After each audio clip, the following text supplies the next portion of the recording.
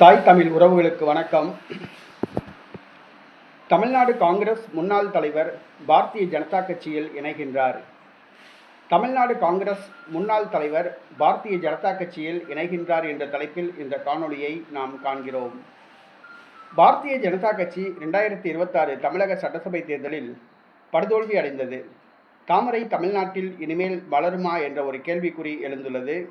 தமிழக பாஜக கூடாரம் ஏறத்தாழ காலியாகிவிட்டது. ஆனால் அதிசயமாக பாஜகவில் தமிழக காங்கிரஸ் முன்னாள் தலைவர் ஒருவர் இணைகிறார். இது அனைவருக்கும் ஆச்சரியத்தை அளித்துள்ளது.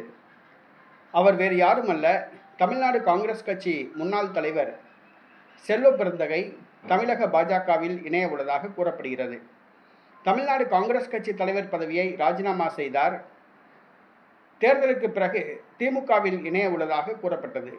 ஆனால் தற்பொழுது தனது முடிவை மாற்றியுள்ளார். திமுகவில் இணைந்தால் தனக்கு பல பிரச்சனைகள் சந்திக்க நேரிடும். குறிப்பாக தமிழக வெற்றிக்கழக அரசிடமிருந்து பல பிரச்சனைகள் சந்திக்க நேரிடும். அதே நேரத்தில் ஆம்ஸ்ட்ராங் கொலை வழக்கில் செல்வ பெருந்தகை சிக்கியுள்ளார். ஆம்ஸ்ட்ராங் கொலை வழக்கு சிபிஐ வசம் ஒப்படைக்கப்பட்டுள்ளது. ஆக தற்பொழுது மத்தியில் ஆளும் பாஜக கட்டுப்பாட்டில் அந்த சிபிஐ விசாரிக்கிறது.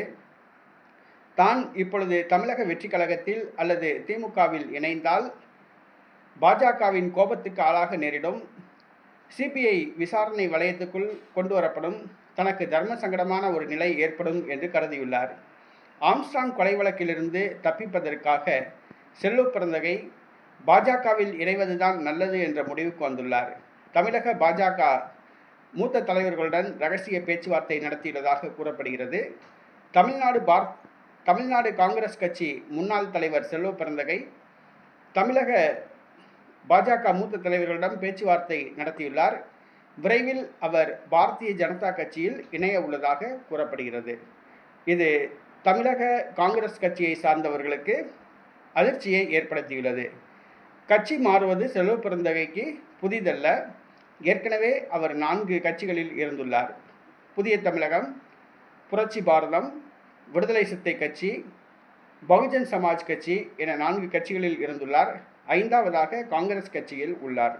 தற்பொழுது 6வது முறையாக பாரதிய ஜனதா கட்சியில் இணைய உள்ளார்.